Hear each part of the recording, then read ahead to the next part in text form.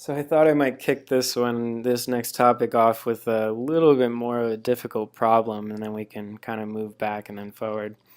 Um, so we're still solving systems here, but as you may have seen already, that we have inequality signs.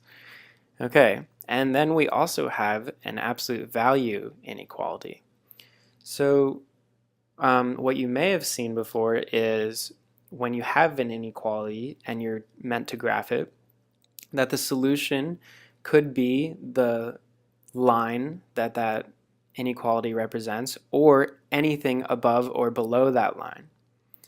And when you're graphing a system of inequalities, and it could be a linear inequality or it could be an absolute value inequality, um, the solution set is the area where the two shadings overlap. Okay, so let's look at what that actually looks like.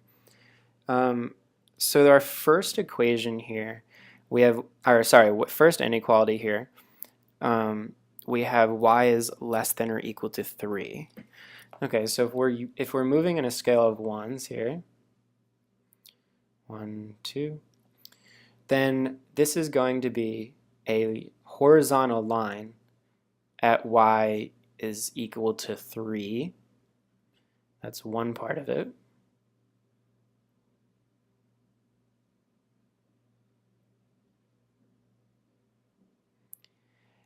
And then, so the reason why I made that a solid line is because y is less than or equal to 3. If it was just less than, then it would be a dotted line.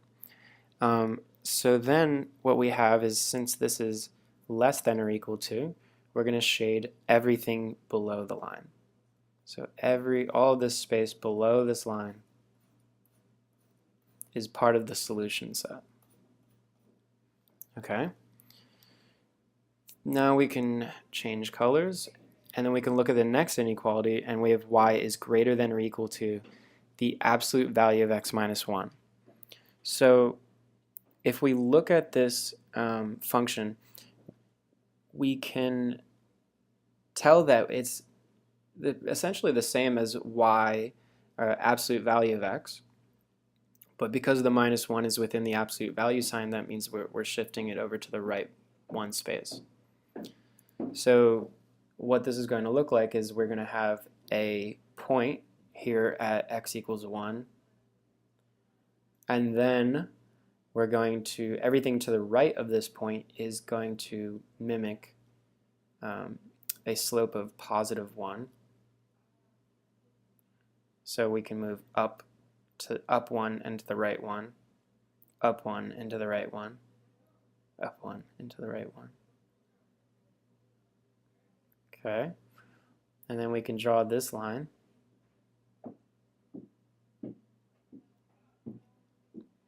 And then everything to the left of this point is going to mimic a slope of negative 1.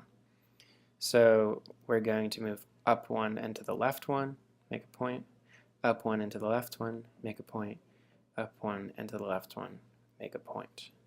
And then we can draw this line.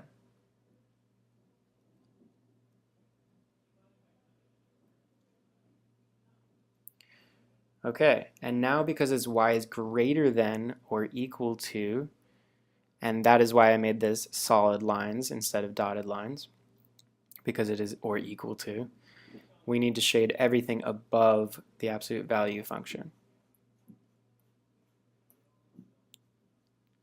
So that's all of that solution there. So where these two overlap, where the shadings overlap, is in this little area right in here. And that is going to be our solution set to this system of inequalities.